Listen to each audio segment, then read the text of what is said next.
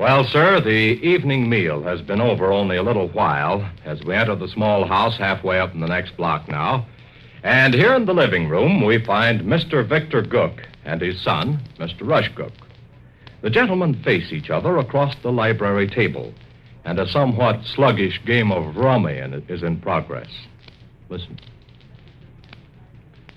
That's the third time in 5 minutes you've made a mistake, Gov.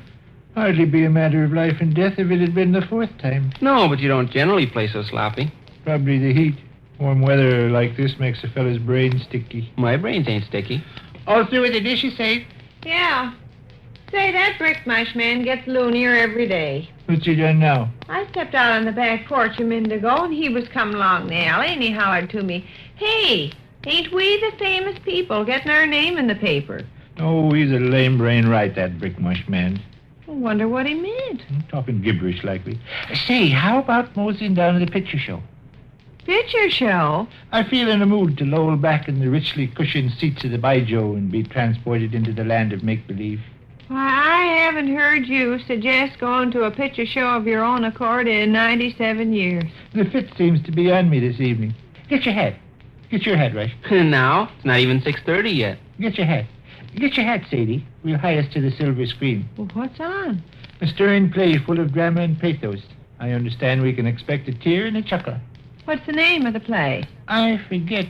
Tell her, Rush. I'm not familiar with the title. All I know is Gloria Golden and Four-Fisted Frank Fuddleman's in it. Gloria Golden and Four-Fisted Frank Fuddleman. Two fine, capable performers. Get your hat, Sadie. Hey, what is this? Why? I've heard you say 50 million times you hated Gloria Golden and Four-Fisted Frank Fuddleman. They're supposed to be wonderful in this picture. What is the picture? We can obtain that intelligence when we reach the brightly lighted facade of the playhouse. The name of the dramatic piece isn't essential. Rose by Rush, let's see. Get tonight's paper. Okay. I suggest we get started. Leave now? Sure. Well, it's only 20 minutes past 6 o'clock. The earlier we arrive, the better choice of seats will be available. Well, they don't start selling tickets till 7. That a fact? Oh, well, what's the odds? We can stroll downtown in a leisurely fashion, observing the various sights and enjoying Hey, a fine what's eating you? Nothing. I feel good this evening. First, you suggest taking in a picture show, something you never do, and then you want to hurry us down to the theater before it's even open. I'm in gay, whimsical spirits. I'll say. I can't find tonight's paper. Well, must be around somewhere. I certainly don't see it. It never come. What? Tonight's paper never come. Boy must have missed us. My God, you brought it in. In fact, I saw you sitting on the Davenport before supper reading it. Was it tonight's paper? Wasn't it? You went out and got it off on the front porch. Yeah, sure. Tonight's paper. Vic, what you got up your sleeve? Up my sleeve?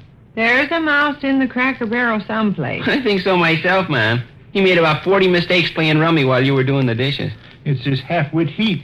Warm weather throws my reflexes out of kilter. What I need is a couple hours in the cozy confines of the Baijiu Theater watching those two fine performers, Gloria Golden and Four-Fisted Frank Fuddleman, tug at heartstrings and play on Hey, the I see the newspaper. Where? See a corner of it sticking out from underneath the middle cushion on the Davenport? Well, for mercy's sake. You didn't hide it very good, Gal. Probably slopped it under that cushion subconsciously. Hot weather plays funny tricks on a fella. I read an article here the other Vic, day is where... my name in the paper tonight? Your name in the paper tonight? What did you hide it for? I never hid it. I suppose I must have The untaken brickmush man said my name was in the paper. Oh, the brickmush man. He's crazy as a horse. Brickmush man said my name was in the paper, and you go to work and hide the paper. Also, you're upset and agitated and trying to rush us downtown to the moving picture show. Warm weather's affecting you, too, I guess, Dr. Sleep. Lazy Hours pool parlor, print another piece about me. No, not that I know of, anyway. Fetch that newspaper once, Willie. Oh. We'll find out about this. Oh, thunder. Let's put on our hats and stroll down to the Baijiu. I want to know why my husband hides newspapers underneath Davenport cushions.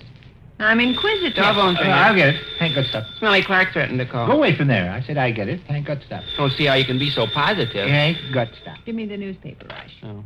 Hello, Hank. Who? Oh, yeah. Rush. For me?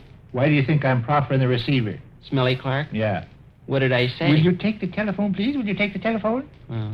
One occasionally fears for the strength of one's little son's mentality. Oh, there, Smelly. Fine, thanks. And yourself? Glad to hear it. Who snipped this chunk out? Huh? Got no plans whatever for tonight, Smelly. You take scissors and snip this piece out of the paper? Let's see one. Sounds as good as anything else. Yeah. Uh-huh. Well, what a strange thing. You do it. I beg pardon? You take scissors and snip out this piece. Let's see it then. Count me in, Smelly. Sure. You bet. In about 20 minutes? Okay. This is a strange thing. Isn't it? No, I didn't, Smelly. Really? Okay, I will. Uh-huh. Well, I'll see you in about 20 minutes. Okay, fella. So long. Smelly Clark and myself are going down to the YMCA after a bit and watch the fat men play handball. Produce the clipping, Vic. Clipping? I want to see the article you snipped out of this paper. Your name did appear tonight, Ma'am. I know it did. Smelly Clark just now mentioned it. What'd he say? He just said he saw my mother's name in the paper was all. Produce the clipping, Vic. Oh, heck, Sade. You're the darndest person. Produce the clipping. Produce the clipping. Okay. I'll make a clean breast of it. You better. Don't amount to nothing. Lazy hours, pool parlor, print an article about me eating 9 saucers of coleslaw? No.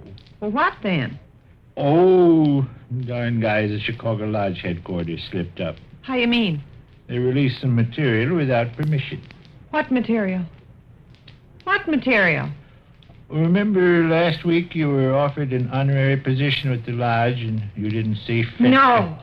You didn't see fit? Not that dandy old grandmother trash. Well, it wasn't my fault, kiddo. I never give anybody Tonight's permission to paper print had an article about me being dandy old grandmother to the lodge. You couldn't hardly call it an article. It wasn't much more than an item. Simply stated that Mrs. V. Everybody that subscribes to the newspaper is reading about me being dandy old grandmother in the lodge. Not dandy old grandmother. The title is Grand Old Lady. And it don't amount to... Produce the clipping. Say, please get it through your noodle. Hurry up, produce the clipping. I want to read about me being wonderful old great-grandmother. Here's what happened.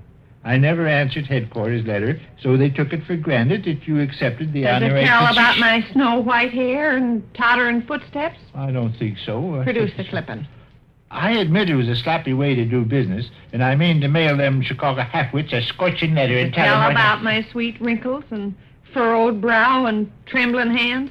Kiddo, you make too much over there. Produce the clipping. As a matter of fact, your friends will rejoice to hear that you've been appointed Grand Old Lady of Drowsy Venus Chapter. And I'll bet you $8 you'll receive congratulations. Step next door and borrow Donahue's paper. Okay. Right now. Okay, I'll go. wait a second. Don't wait a second. I got the half-wit clipping. Where? Friend's pocket. Oh, whip it out. Such rumpus and confusion. Oh, say. We're going to see a real good handball game tonight. Fat men will be so hot and feverish. All right, read it. No. Go ahead. Headquarters of the National Brotherhood, the Sacred Stars of the Milky Way, have named Ms. V.R. Gook of Virginia Avenue as the Grand Old Lady of their local unit, the Drowsy Venus Chapter. Is that all? Mm. I say, is that all? Mm. Read the rest. Read the rest. Ceremonies will be held in the near future, during which tribute will be paid to Ms. Gook's snow-white hair and sweet wrinkled face. The mellowed wisdom of old age will be glorified, and Mrs. Gook's feeble, tottering footsteps. Go on. I'm going to the show. What? I'm going to the picture show. You're going to the picture show. I'm going to the picture show. Now, by myself.